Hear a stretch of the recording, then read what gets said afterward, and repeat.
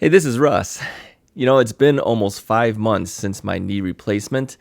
I had my knee replaced on September 19th. Here it is, Valentine's Day, February 14th. So, in a couple of days, I will be at my 5 month mark. So, where am I at this point? Well, I know a number of you have been watching my channel specifically to find out where I'm at because I know some of you are going through your own knee replacements or issues with your knees.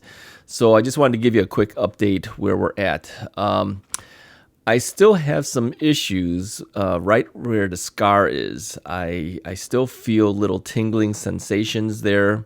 Every day when I wake up, I kind of rub my knee. I sit at the edge of the bed, bend it a little bit, and rub my knee, and I can feel it all the time. And throughout the day, even if I'm walking around, with the cane, I can still feel little nerve-ending tingling sensations there. So I don't know when that will eventually go away, but it is better than it had been in the past.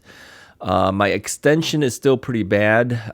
We didn't measure it, but the last time it was 18 degrees.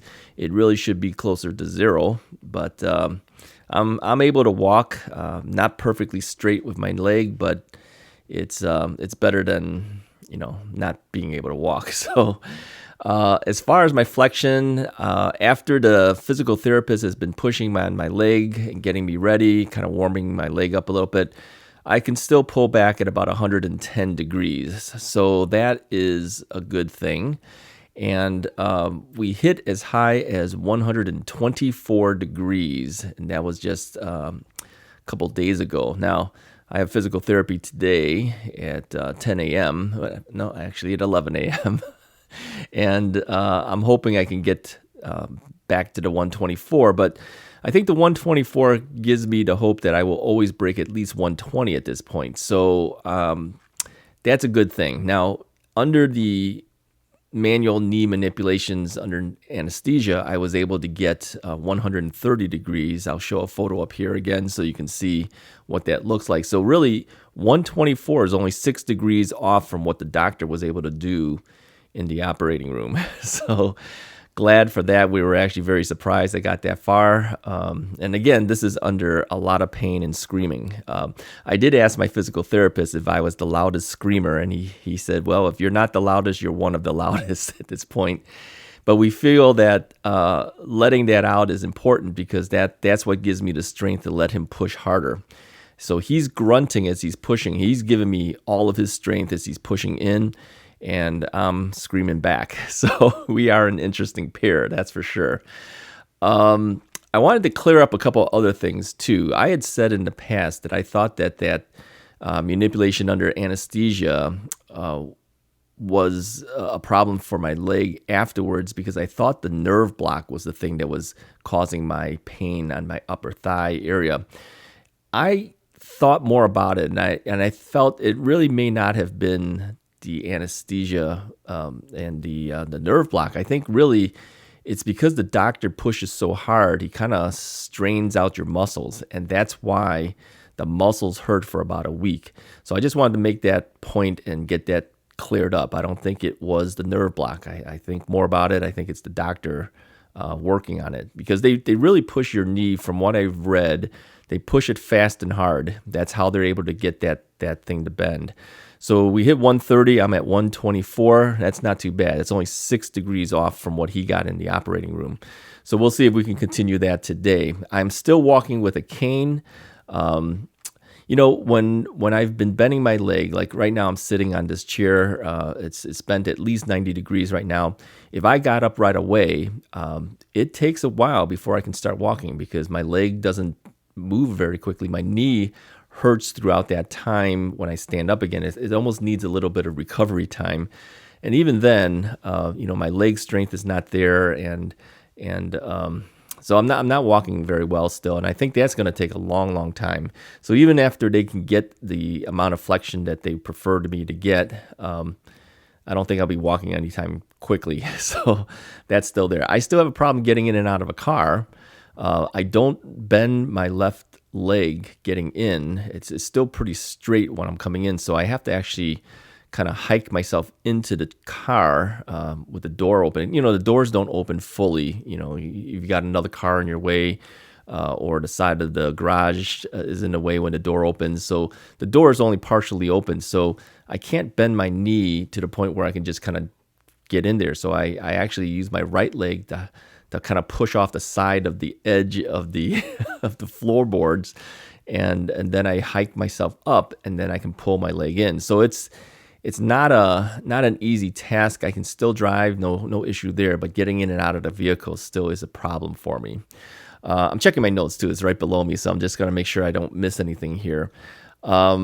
I do go up and down stairs, of course, every day. I have about 17 or 18 steps to get up to the upstairs, and I am still going one leg at a time. So my left leg follows along. My strong leg still is my right leg. So I go up with my right leg, pull my left leg up, go again up with my right leg. So it's like a little kid going up with just one leg. And the same thing going down. You go down with your bad leg first, and then you follow with your good leg. And again, I'm using a cane and also holding the handrail. So that hasn't changed. I am able to go up the stairs leg after leg if I wanted to, but again, the strength isn't quite there.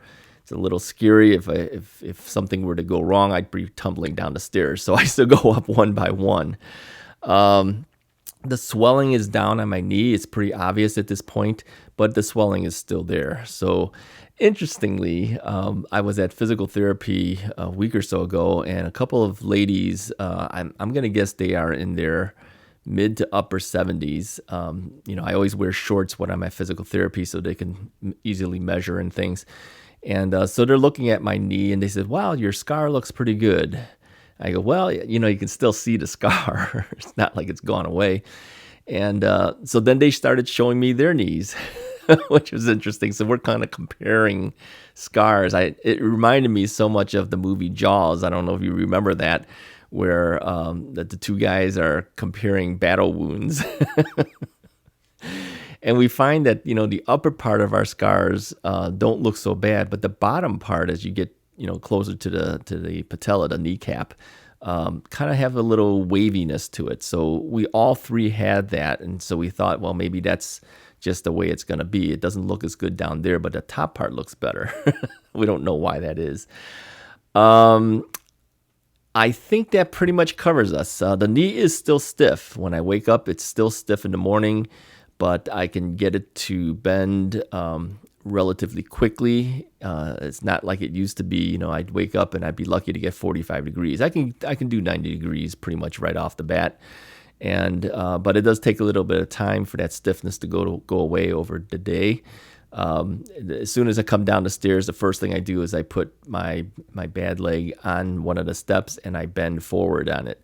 So this is what I do to exercise myself now, because I don't have the CPM machine anymore. That went back. I don't have the jazz unit anymore. That went back. So it's just me. I do have a recumbent bike, and I do use that sometimes to help bend myself a little bit too. And I can do a full rotation on a recumbent bike now, but I do have to hike up a little bit in order to get that rotation to happen. So overall, I am doing better. I'm not quite there. I don't know how long it'll take before I can actually walk better. I think that's the one thing that I still regret, is I cannot walk like I used to walk. Even with the cane, it's still difficult. And of course, they've been asking me to get rid of the cane, but I can't. I know that, like if I were to stand up right now and say, okay, start walking, I couldn't do it. It would take me a good 15, 20 seconds just to get that bent leg straight again so that I can feel comfortable to start walking.